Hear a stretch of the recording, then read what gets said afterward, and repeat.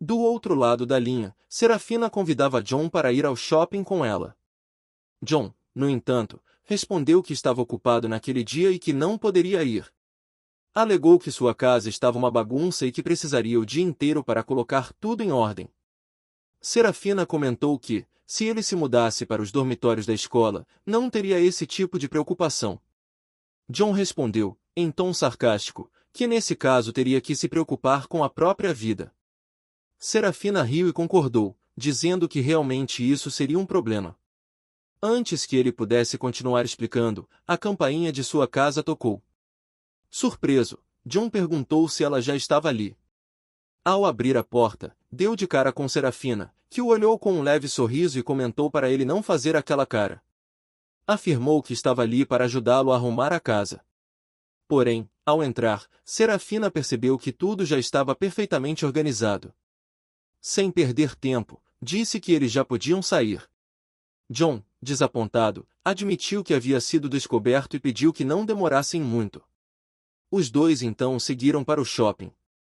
Em uma das lojas, começaram a olhar algumas roupas juntos.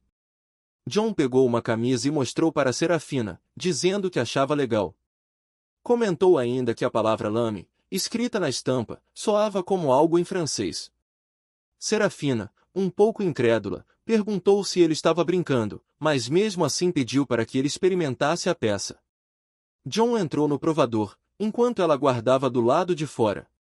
Quando ele saiu, perguntou se a camisa havia ficado boa. Serafina, em seus pensamentos, reconheceu que ele não estava nada mal, mas apenas assentiu com naturalidade. Os dois continuaram suas compras, visitando outras lojas com leveza e descontração. Depois das compras, enquanto caminhavam pelos corredores do shopping, John acabou esbarrando em alguém. Ao se recompor, notou uma pequena banca com uma placa chamativa, medidor de habilidades. Curioso, John sugeriu que fossem até lá para dar uma olhada. Serafina recusou com indiferença, dizendo que aquilo geralmente era uma fraude. Mas John insistiu, dizendo que era só por diversão. Depois de alguma resistência, ela finalmente cedeu e os dois se aproximaram do estande. Logo ao chegarem, testemunharam uma cena nada amistosa.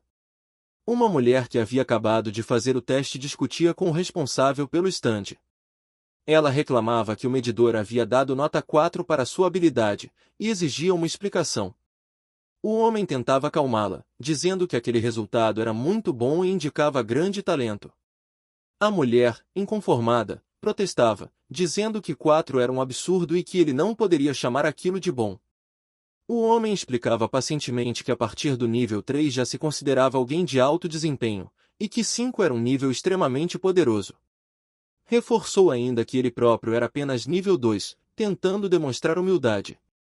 Mas antes que pudesse terminar sua explicação, a mulher o interrompeu, chamando-o de fraude e exigindo seu dinheiro de volta. Diante da negativa, ela o agarrou pela camisa e o ameaçou, dizendo que, se ele não reembolsasse o valor, ela explodiria o estande inteiro.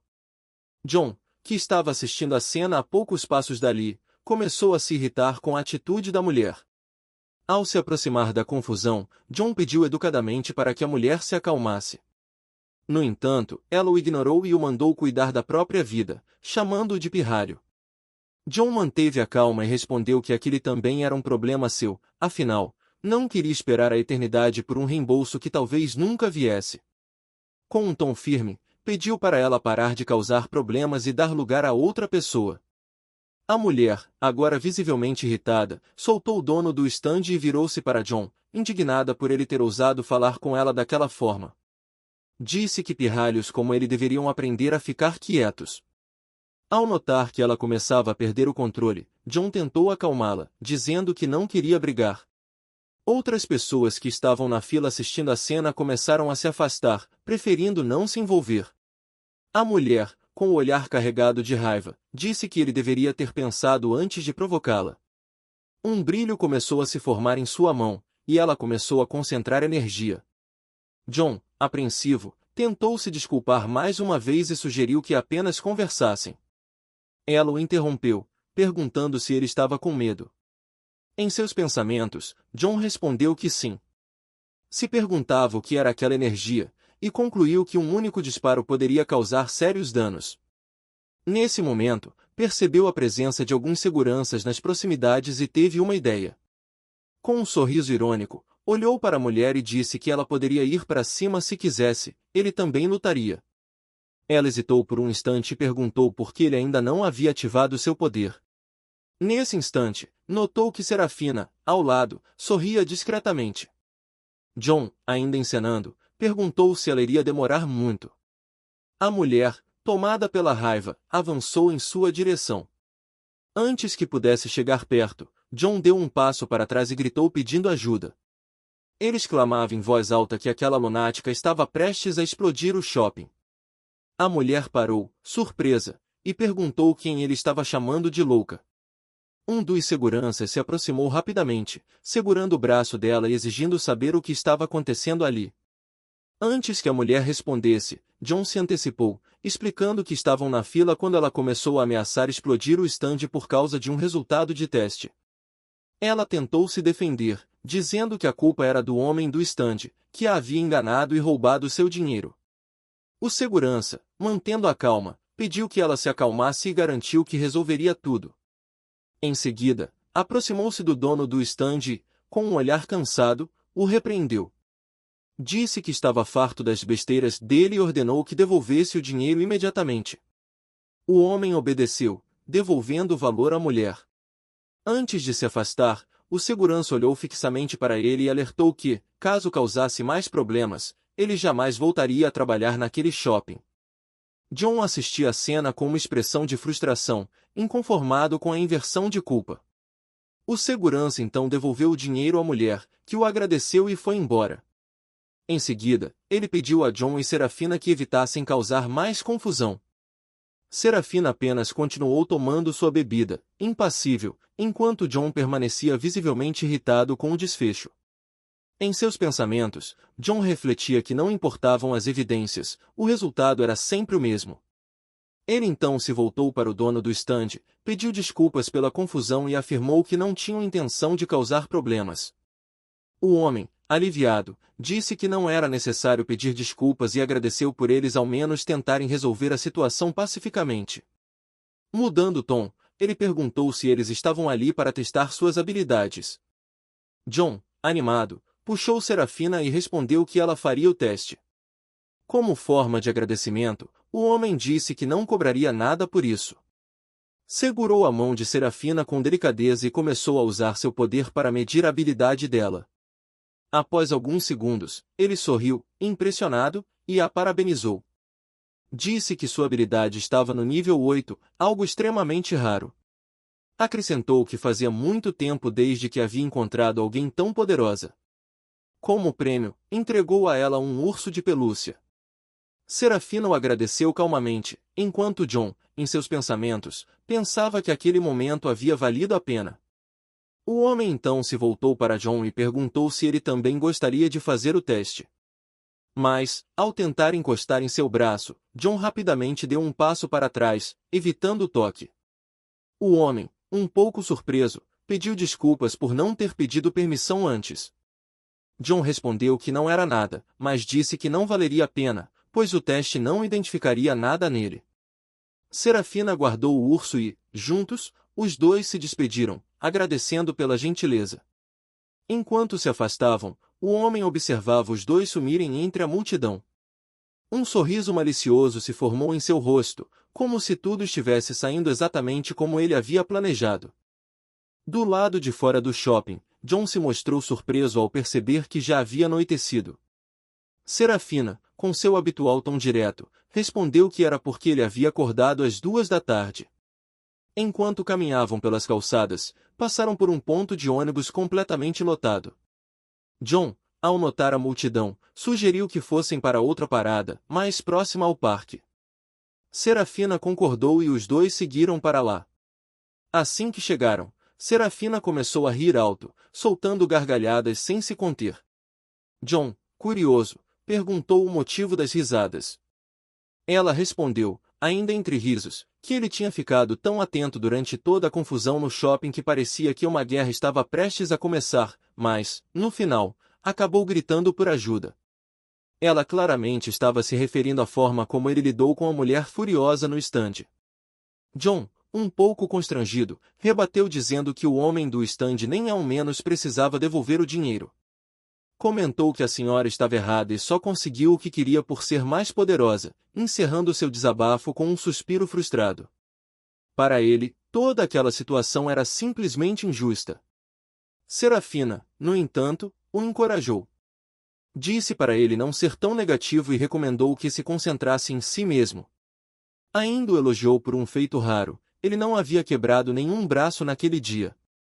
John, mais relaxado com as palavras dela, decidiu mudar de assunto. Olhou para ela e perguntou se já havia pensado em um nome para o urso de pelúcia que havia ganhado. Serafina devolveu a pergunta, querendo saber se ele tinha alguma sugestão. Com um sorriso no rosto, John sugeriu: "Que tal, John?" Ela o olhou com deboche e respondeu, em tom irônico: "Nossa, que criatividade!" John então perguntou se ela realmente não havia gostado do nome, mas antes que pudesse ouvir a resposta, seu semblante mudou. Sentiu uma presença estranha o seguindo. Virou-se discretamente, tentando observar ao redor, mas não havia ninguém visível. Serafina percebeu a mudança em sua expressão e perguntou o que estava acontecendo. Sem responder diretamente, John segurou o braço dela e começou a correr. Já no meio da cidade, Serafina, intrigada com a situação, questionou do que exatamente estavam fugindo. John, com a respiração ofegante, pediu para ela virar na próxima esquina. Assim que os dois pararam, John pegou uma das camisas que haviam comprado no shopping e a lançou à frente. Para a surpresa dos dois, a peça de roupa parou no ar, como se tivesse colidido com algo invisível. Imediatamente concluíram que havia alguém os seguindo usando alguma habilidade de invisibilidade. Sem hesitar, Serafina ativou sua habilidade. Em um movimento ágil, desferiu um chute direto contra a direção onde a camisa pairava. O impacto foi certeiro, a pessoa invisível foi lançada para longe, se afastando rapidamente dos dois. Sem perder tempo, os dois decidiram sair dali o mais rápido possível, conscientes de que aquilo provavelmente não era um simples acaso. Após toda aquela situação, John e Serafina finalmente conseguiram embarcar em um ônibus de volta para casa. O peso da correria e dos acontecimentos do dia os deixava visivelmente exaustos. Dentro de casa, Serafina demonstrava ainda certa inquietação, intrigada com o que havia acontecido momentos antes. John, no entanto, afirmou que não fazia ideia de quem ou o que os havia seguido, mas suspeitava que fosse apenas uma tentativa de assalto. Sentia que já havia vivido emoções suficientes por um único dia. Apesar da explicação, Serafina continuava desconfiada. Notando isso, John desviou o assunto dizendo que preparariam um ramen, sugerindo que talvez estivessem apenas com fome. Serafina, no entanto, afirmou que já era tarde demais para isso e disse que pretendia voltar para o dormitório. A ideia de vê-la sair sozinha naquele momento incomodou John, que tentou convencê-la de que era mais seguro ela passar a noite ali. Após o que haviam enfrentado, havia a possibilidade de estarem sendo vigiados novamente. Embora Serafina dissesse que podia se cuidar sozinha, John insistiu. Reforçou que ela não precisava arriscar nada, e que poderia voltar apenas pela manhã. Sem prolongar a discussão, ela acabou concordando em silêncio e se acomodou no sofá. Seus olhos, vagando pela sala, pararam sobre um livro repousando na mesa. A curiosidade a fez pegá-lo. Enquanto isso, John, na cozinha, perguntou quantos pacotes de ramen ela queria.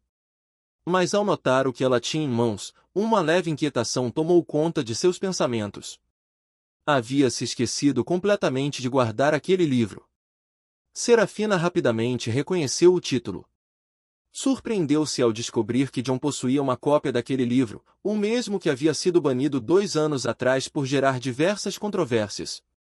A edição que ela segurava trazia o nome do autor impresso com destaque: era o pai de John. Ele explicou, ainda um pouco desconcertado, que o livro era uma das poucas cópias remanescentes, e que seu pai havia lhe dado uma como lembrança. Ela comentou que sempre teve vontade de lê-lo, mas nunca conseguiu encontrar sequer trechos na internet. O conteúdo havia sido rapidamente suprimido após o lançamento, acusado de causar distúrbios, influenciar comportamentos perigosos e até enlouquecer leitores. Havia até quem culpasse o livro pela existência de vigilantes como X-Static. A ideia, segundo ela, parecia absurda demais. John, no entanto, não acreditava que tudo aquilo fosse exagero. Em sua visão, o livro continha uma mensagem poderosa. Acreditava que aquelas pessoas, tidas como influenciadas, apenas se sentiram encorajadas por uma verdade que ele mesmo reconhecia: o mundo era falho. E, talvez, se os dons das pessoas fossem usados para proteger e equilibrar, ao invés de reforçar o ego, muita coisa poderia ser diferente. Serafina, como de costume, respondeu com sarcasmo, insinuando que ele estava começando a parecer um daqueles vigilantes. John então tentou encerrar o assunto, dizendo que ela deveria tirar suas próprias conclusões após a leitura. Por fim, Serafina decidiu levar o livro consigo, dizendo que o pegaria emprestado. A cena então nos mostra um mapa digital, onde diversos pontos vermelhos piscavam sobre uma grade geográfica. Uma voz misteriosa ao fundo informava que o alvo 93 havia permanecido inativo na coordenada 42,77.2 por mais de 6 horas. Em seguida, questionava se aquela posição deveria ser marcada. Uma segunda voz, autoritária, respondeu afirmativamente. Enquanto isso, dentro da casa de John, Serafina dormia tranquilamente no sofá, mergulhada em um sono profundo. Já John, por outro lado, estava sendo atormentado por pesadelos intensos. Em sua mente, vozes ecoavam com crueldade: apenas olhe como você é fraco, rápido, agarre ele para que não possa fugir. Você realmente acha que pode brigar? E nós vamos te ensinar uma lição. Em meio àquelas palavras, ele implorava em pensamento para que tudo parasse. A tensão crescente em seu subconsciente se dissipou brevemente quando uma figura feminina surgiu em meio à escuridão, prometendo ajudá-lo. Nesse momento, John despertou assustado, ofegante, com o coração disparado. Olhou ao redor e percebeu que ainda estava em casa. Ao virar a cabeça, viu Serafina dormindo serena. Tentando recuperar o controle, levantou-se lentamente e seguiu até o banheiro. Diante do espelho, lavou o rosto com água fria e, olhando seu reflexo, tentou se acalmar, repetindo mentalmente que era apenas um sonho. Ainda inquieto, vestiu um casaco e saiu de casa, caminhando pelas ruas silenciosas até uma loja de conveniência. Lá, comprou um sanduíche e, sem pressa, sentou-se na calçada em frente ao estabelecimento. No entanto, ao morder o primeiro pedaço, as lembranças do pesadelo retornaram com força total, fazendo com que perdesse o apetite. Em silêncio, ele guardou o lanche e iniciou o caminho de volta. Ao retornar para casa, encontrou Serafina já acordada. Ela se surpreendeu ao vê-lo de pé tão cedo e questionou, com estranheza, como ele já estava de pé.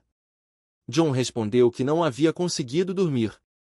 Ao perceber o desconforto em sua voz, Serafina suspeitou de que ele tivesse tido um pesadelo, mas ele desviou a conversa, dizendo que havia trazido o café da manhã. Já na cozinha, os dois tomavam o desjejum juntos. O clima, no entanto, estava diferente. Serafina estranhava o silêncio de John, alguém geralmente tão falador. Tentou entender o que havia de errado, observando seu comportamento mais fechado que o normal. John tentou disfarçar e disse que estava tudo bem, mas ela insistiu, dizendo que, se havia algo o incomodando, ele podia confiar nela. Antes que pudesse concluir, John a interrompeu de forma abrupta, elevando a voz ao dizer que estava bem. O tom agressivo e inesperado a frustrou. Serafina levantou-se da mesa, encerrando ali qualquer tentativa de diálogo. John, ao perceber sua reação, se desculpou, afirmando que não queria tê-la tratado daquela forma. Ainda assim, Serafina respondeu que talvez ele apenas precisasse de um tempo sozinho. Sem esperar mais, ela se despediu e disse que o veria no dia seguinte. Ao sair de casa, seu celular vibrou repetidamente, revelando uma enxurrada de notificações. Já nos dormitórios de Velston, Serafina havia acabado de chegar quando foi abordada por Elaine, que exigia saber por que suas mensagens haviam sido ignoradas e onde ela tinha estado durante todo aquele tempo. Elaine, ainda visivelmente irritada, concluiu dizendo que estava muito preocupada com Serafina, questionando se ela estava novamente andando com aquele lisiado, referindo-se a John com desprezo. Continuou criticando o fato de Serafina estar sempre com ele, afirmando que aquilo só a prejudicaria. Argumentava que ele não possuía nenhuma habilidade, portanto, não havia motivo algum para tanta proximidade. No entanto, antes que pudesse terminar seu discurso, foi interrompida de forma abrupta. Serafina, claramente incomodada e com a voz elevada, pronunciou seu nome com firmeza. Naquele instante, Elaine sentiu seu corpo paralisar. Sua expressão mudou imediatamente ao perceber que Serafina havia ativado sua habilidade. Sem alterar o tom severo, Serafina declarou que suas escolhas eram assunto exclusivamente seu. Em seguida, sem dizer mais nada, se afastou, deixando Elaine para trás, ainda presa momentaneamente pelos efeitos da habilidade. Quando finalmente se viu livre, Elaine tentou se recompor. Seu celular começou a tocar, e ao atender, ouviu uma voz questionando se Serafina já havia retornado. Ao confirmar que sim, a pessoa do outro lado apenas respondeu que estava a caminho. De volta ao dormitório, Serafina organizava calmamente as sacolas das compras feitas mais cedo. O silêncio foi interrompido por uma notificação em seu celular. Era uma mensagem alertando-a sobre o livro que havia pego emprestado. O texto pedia que tomasse cuidado e recomendava que não deixasse ninguém vê-lo. Intrigada, Serafina pegou o livro e o abriu nas primeiras páginas. Nelas, havia uma dedicatória simples, mas significativa, dedicado ao meu filho. Antes que pudesse continuar a leitura, um barulho vindo da porta chamou sua atenção. Guardando rapidamente o livro, foi atender. Ao abrir, deparou-se com Arlo, que tentou iniciar uma conversa com um elogio. Mas Serafina, já prevendo o que ele diria, recusou qualquer tentativa de engajamento e tentou fechar a porta. Arlo, no entanto, impediu o movimento com a mão e pediu que ela escutasse.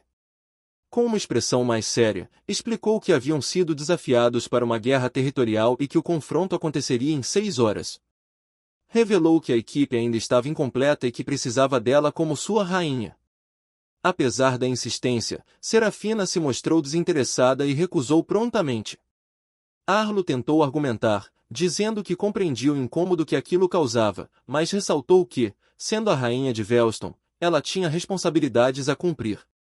Com um suspiro de frustração, Serafina perguntou por que Remy não estava indo no lugar dela. Arlo respondeu que ela havia precisado retornar para casa devido a uma emergência familiar. Em uma última tentativa de convencê-la, Arlo garantiu que ela não precisaria lutar, apenas comparecer como figura simbólica, enquanto ele e Jack cuidariam de tudo no campo de batalha. 6 horas depois, todos os participantes da guerra territorial estavam reunidos dentro de um trem em movimento, seguindo rumo ao local onde o confronto aconteceria. Ao chegarem ao local designado para a guerra territorial, os representantes das duas escolas se posicionaram frente a frente. A tensão era perceptível no ar. Uma das alunas de Agvin fez questão de cumprimentar a equipe de Velston com um leve tom de provocação, como se dissesse que finalmente haviam decidido aparecer. Arlo manteve a compostura e retribuiu o cumprimento, perguntando por Broven e destacando quanto fazia tempo desde a última vez que se encontraram. Broven, no entanto, respondeu com frieza, deixando claro que não havia espaço para cordialidades. Acusou Arlo de ter provocado o confronto, e por isso, deveria ao menos ter tido a decência de chegar pontualmente. Serafina, que observava a conversa atentamente, notou a contradição nas palavras de Arlo. Ficou claro para ela que o desafio, na verdade, havia partido de Velston, e não de Agvin, como Arlo lhe havia dito. Mesmo assim, Arlo se manteve firme, com seu costumeiro ar de superioridade. Broven se aproximou, visivelmente desconfiado, e questionou Arlo sobre suas intenções. A escola Velston, afinal, não precisava se envolver em guerras territoriais desnecessárias. Arlo respondeu que havia escutado rumores sobre a nova rainha da Agvin, e como ela ainda não havia perdido nenhuma luta, queria vê-la em ação pessoalmente. Broven ponderou as possibilidades e perguntou qual seria o formato do confronto, 1 contra 1 ou 3 contra 3. Arlo preferiu o formato mais tradicional, combate individual. Com um leve sorriso, Brovin comentou sobre a nova equipe de Arlo e perguntou quem seria a tal garota mencionada. Ao ouvir o nome de Serafina, seu semblante mudou drasticamente. Tentava se lembrar de onde já ouvirá aquele nome, até que a memória surgiu de forma clara. Em uma disputa anterior, Serafina havia destruído completamente sua equipe. O medo atingiu como um relâmpago, e ele engoliu em seco ao perceber com quem realmente estavam lidando. Mas não havia mais como recuar. A guerra territorial teria início, e os jacks de cada equipe foram convocados a tomar suas posições. Com a contagem regressiva, a primeira batalha começou. Bleak foi o primeiro a entrar em combate. Avaliando rapidamente o oponente, percebeu sua velocidade incomum e decidiu manter distância, usando suas rajadas de energia para impedir que se aproximasse. O inimigo, porém, não recuava. Com um salto calculado, desceu com um soco preparado direto na direção de Bleak. Este, com um impulso de energia, lançou-se para trás no último instante, ainda no ar, concentrou uma poderosa carga de energia entre as mãos. Ao tocar o solo, disparou contra o inimigo, que tentou escapar com um salto. Apesar do esforço, parte do ataque acertou sua perna, comprometendo seus movimentos. Do lado de Agvin, Brovin observava atentamente. Sua expressão ficou tensa ao ver o golpe atingir com precisão. O oponente de Bleak, mesmo ferido, ainda tentava resistir. Jogou 2 pedras contra Bleak em uma tentativa de distração, mas este destruiu ambas com suas rajadas antes de avançar rapidamente, agora com os braços envoltos em pura energia. Ao se aproximar, Bleak exibia um olhar confiante. O outro garoto, tomado pelo medo, percebeu que não havia como escapar daquele ataque final, ainda mais com sua perna machucada. Antes que Bleak acertasse o golpe, Brovin interrompeu o combate, admitindo a derrota e declarando o fim da rodada. Reconheceu que estava claro quem era o vencedor. Enquanto o garoto ferido era retirado para se recuperar, a rainha da Agvin caminhou até o centro da arena. Agora era a vez dela entrar em ação, e mostrar que a guerra territorial ainda estava longe de acabar. Com o encerramento da primeira luta, foi anunciado o nome da próxima desafiante, a rainha da Agvin. A tensão se intensificou. Os oponentes se encararam uma última vez sob os olhares atentos das duas escolas. Quando o sinal foi dado, Bleak não hesitou. Disparou uma sequência agressiva de rajadas de energia diretamente contra a adversária, que permaneceu imóvel, de braços cruzados, encarando calmamente o ataque. O impacto gerou uma pequena explosão, e uma densa nuvem de fumaça cobriu o campo de visão.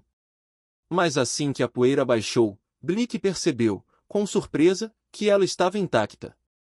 Das costas da garota, 2 garras metálicas haviam surgido e se curvavam em sua defesa. Num instante, ela lançou um contra-ataque veloz com as próprias garras, forçando Bleak a usar seu poder como impulso para se desviar lateralmente. Ainda no ar, ele notou que as garras o perseguiam com precisão inumana. Eram ágeis, letais e impossíveis de prever.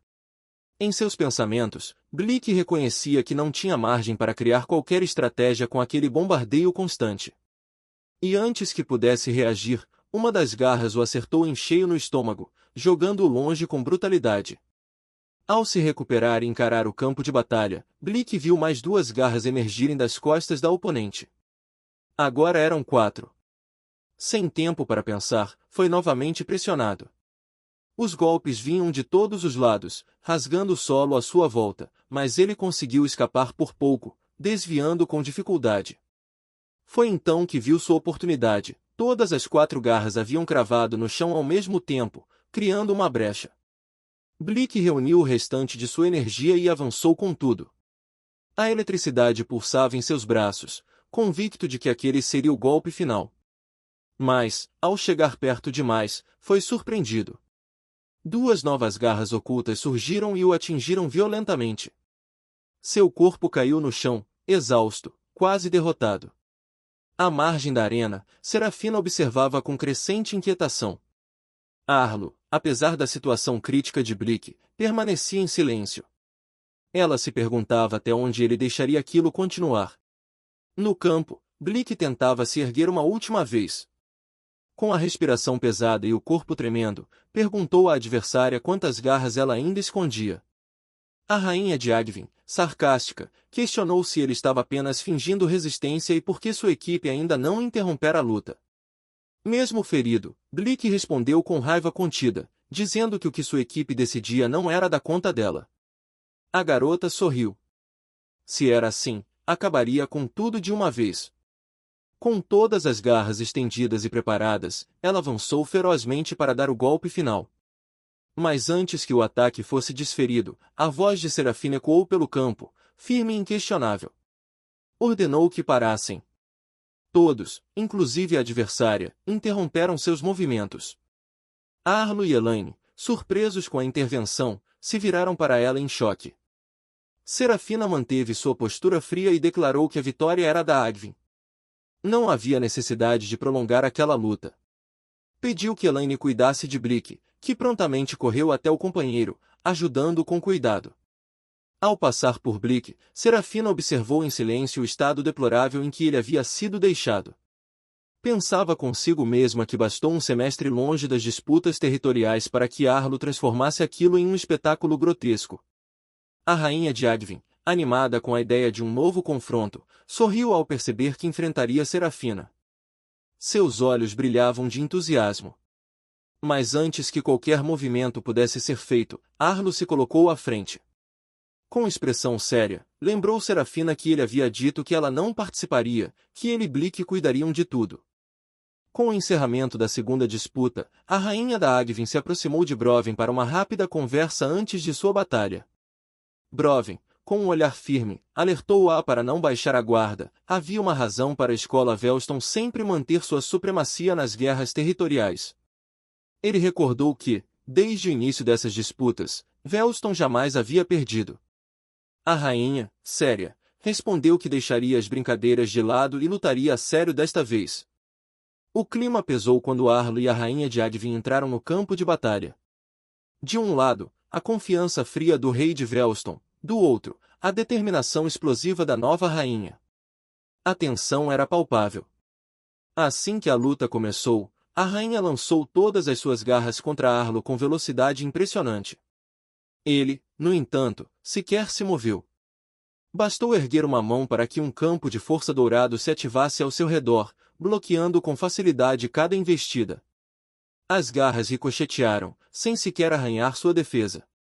Percebendo que seus ataques não causavam efeito, a rainha saltou para o alto, tentando encontrar um ângulo vulnerável. Em seu pensamento, imaginava que todo escudo possuía um ponto fraco. Mas, ao descer com um ataque concentrado, Arlo apenas ergueu a mão novamente, expandindo seu escudo numa segunda camada. O impacto foi tão grande que os próprios golpes foram repelidos de volta para ela, causando arranhões visíveis em seus braços. Enquanto ela caía no chão com desequilíbrio, Arlo, com um leve sorriso nos lábios, começou a se aproximar com calma. Seus passos ecoavam entre os murmúrios silenciosos da plateia. A rainha, agora apreensiva, recuava lentamente e implorava para que ele não se aproximasse. Tentou impedi-lo com novas investidas das garras, mas todas foram bloqueadas pelo campo de força. Nenhuma sequer o tocava. Ao tentar dar um passo para trás, ela sentiu algo encostar em suas pernas. Ao olhar para baixo, percebeu que estava cercada. Arlo havia ativado um campo de contenção ao seu redor. Estava presa. As garras golpeavam freneticamente em todas as direções, mas o escudo apenas refletia os ataques de volta, causando mais ferimentos nela mesma. Arlo entrou em sua própria zona de contenção, atravessando as barreiras que para ele eram inofensivas. A rainha o observava, desesperada. Mesmo assim, com as últimas forças, tentou acertá-lo novamente com as garras. Ele as bloqueou com facilidade, como se previsse cada movimento. Aproximando-se ainda mais, Arlo a encarou e comentou, com frieza, que esperava mais. Disse que ouviu tanto sobre a nova rainha da Agvin, mas agora, ali diante dele, tudo parecia comum, medíocre. Ela, tomada pela raiva e vergonha, ergueu a mão para tentar esbofeteá-lo. Mas Arlo desviou com naturalidade e segurou seu braço. Em seguida, pressionou o pescoço dela com uma firmeza calculada, mantendo-a imobilizada. A contenção apertava, sufocando-a lentamente. Broven, vendo que aquilo ultrapassava os limites, interveio. Reconheceu a derrota da sua equipe, pedindo que Arlo encerrasse ali. Mas o rei de Velston não soltou. Com um sorriso perverso, disse que golpes fracos como aqueles não podiam nem sequer encostá-lo. Era como se a luta já tivesse se tornado uma punição, um exemplo. Mais uma vez, Brovin pediu que ele parasse. Porém Arlo continuava imóvel, suas mãos ainda firmes no controle da situação. O ambiente ficou tenso. Nenhuma palavra, nenhum som. Apenas os olhares duros e assustados de todos os presentes. Até que o Jack da Advin, incapaz de assistir mais aquilo, gritou que tiraria a rainha dali e correu na direção de Arlo. Brovin tentou impedi-lo, dizendo que ele não era páreo para o rei de Velston, mas era tarde demais. Arlo, como se já esperasse o movimento, ativou uma barreira direcionada bem à sua frente. O garoto bateu com a cabeça contra o escudo e foi ao chão com um baque seco. Arlo, agora sozinho no centro do campo, manteve sua posição. Imponente, vitorioso e cruel. Seus olhos fitaram Brovin, que o encarava com ódio, sendo incapaz de fazer algo. Mas então, uma voz firme ecoou por entre o silêncio. Era Serafina. Com expressão séria, ela se dirigiu a ele e disse para que ele parasse. Serafine mantinha o olhar fixo em Arlo, sua voz firme ordenando que ele parasse. Arlo, no entanto, ignorava o pedido. Em seus pensamentos, questionava desde quando alguém como Serafine, que esteve tanto tempo ausente, achava que ainda tinha o direito de lhe dar ordens. Concluiu que ela precisava lembrar de seu lugar, e, sem hesitar, apertou ainda mais o pescoço da rainha de Agvin com frieza calculada. Mas Serafine entendeu que palavras não seriam suficientes. Sem dizer mais nada, começou a caminhar em direção a ele. Elaine, em pânico, tentou impedi-la, implorando para que esperasse, mas já era tarde. Num piscar de olhos, a energia ao redor de Serafine explodiu. Ela ativou sua habilidade e sumiu da vista de todos, deixando apenas um rastro de ar distorcido em sua passagem. Em uma fração de segundo, já estava atrás de Arlo.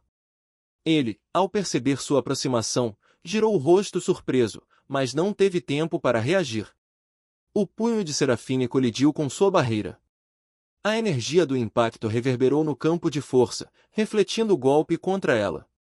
No entanto, utilizando sua manipulação temporal, ela retrocedeu o dano, voltando o próprio braço ao instante anterior ao impacto. Seu ataque não parou.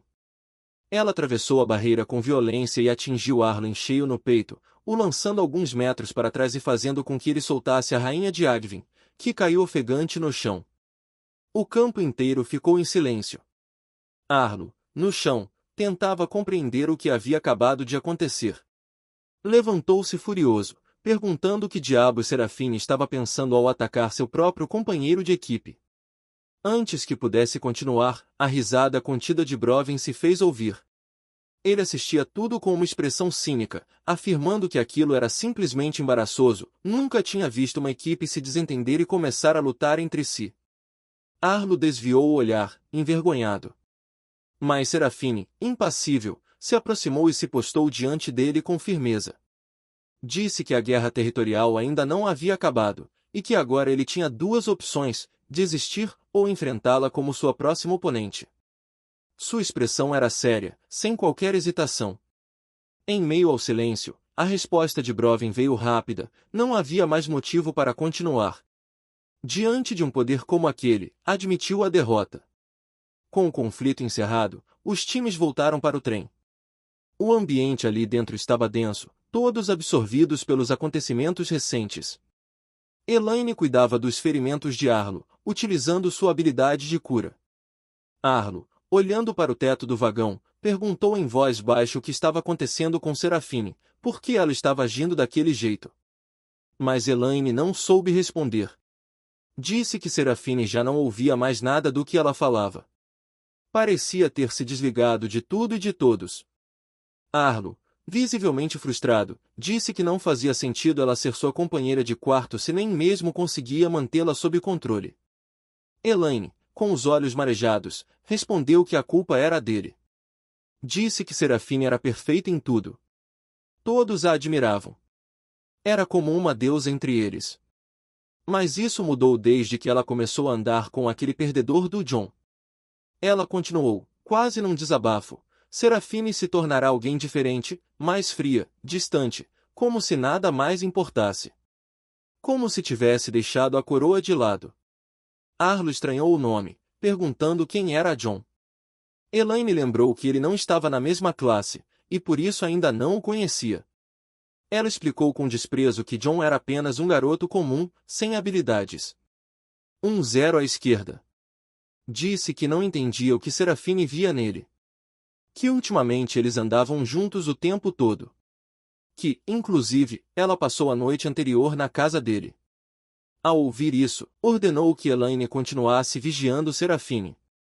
Disse para ela contar tudo, absolutamente tudo, que acontecesse com ela. E, ao fim, declarou em voz baixa, mas firme: Eu cuidarei desse John pessoalmente.